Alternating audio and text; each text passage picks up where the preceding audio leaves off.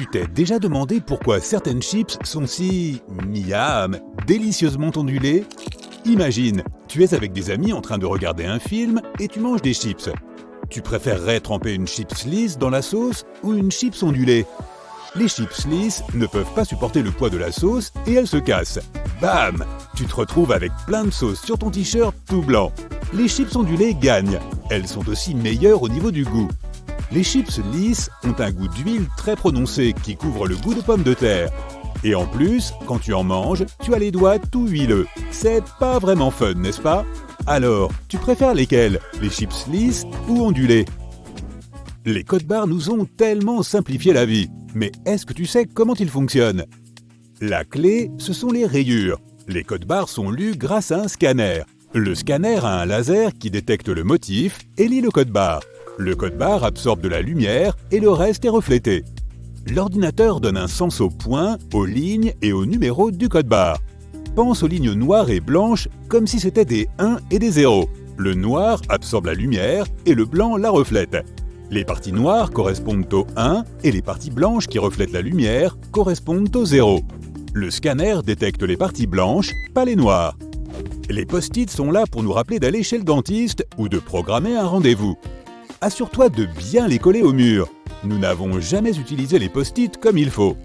Il ne faut pas les détacher du paquet en les tirant du bas vers le haut. Ça plie le papier et la colle ne tiendra pas longtemps. Il faut les détacher en les prenant par un côté. La colle tiendra mieux.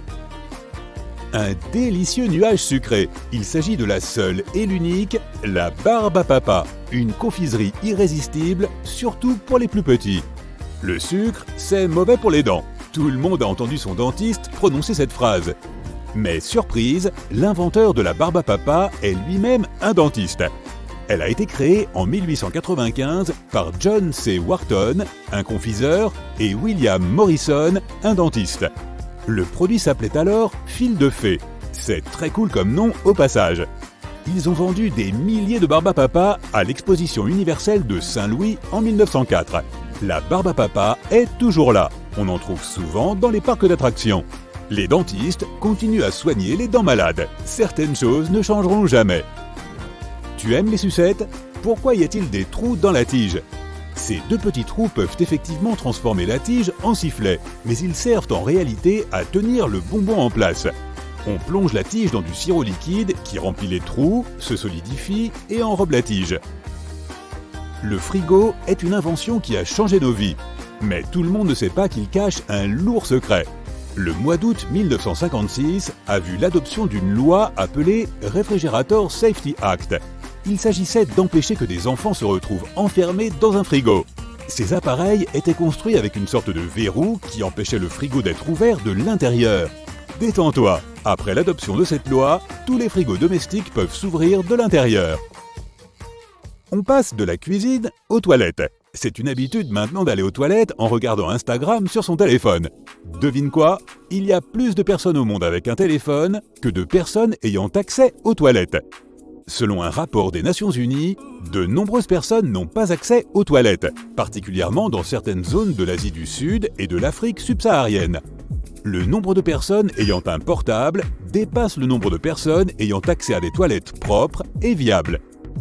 Des scientifiques ont aussi démontré qu'il y a 10 fois plus de microbes sur les téléphones portables que sur la plupart des cuvettes de WC. Donc oui, tu peux désinfecter ton téléphone après avoir vu cette vidéo. Tu utilises Skype ou FaceTime pour parler à tes amis à l'autre bout du monde? Tu veux juste discuter ou pour une réunion peut-être? À l'origine, la webcam a été créée pour une raison bien précise. En 1993, des chercheurs du département d'informatique de l'université de Cambridge ont mis en place un système pour voir si la cafetière était pleine ou vide. Oui, tu as bien entendu. Ces chercheurs avaient besoin de café comme carburant, comme beaucoup d'entre nous. Ils se levaient de leur chaise, allaient vers la cafetière et la trouvaient vide. Au lieu de s'assurer que quelqu'un fasse encore du café, ils ont mis en place un système qui diffusait les images de la pièce où se trouvait la cafetière. À l'époque, ce système diffusait 3 images par minute. C'est tout à fait suffisant pour comprendre s'il reste du café. Merci à eux de ne pas avoir voulu se lever. Et merci aussi d'avoir eu cette idée géniale. Tu achètes des œufs blancs ou bruns? Quelle est la différence entre les deux, à part la couleur? Étant donné que les œufs bruns coûtent un peu plus cher, tu crois peut-être qu'ils ont quelque chose de différent qui justifie leur prix. Eh ben non!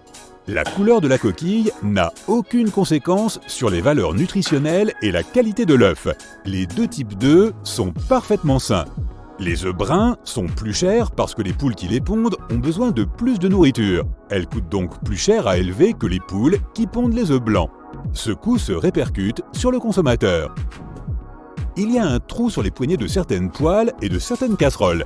La plupart d'entre nous se servent de ce trou pour accrocher les poêles au mur, mais il sert aussi à autre chose. Imagine, tu es en train de préparer un festin pour toute ta famille. Le comptoir de la cuisine est bondé d'ustensiles. Tu ne sais pas où poser la cuillère en bois de la sauce.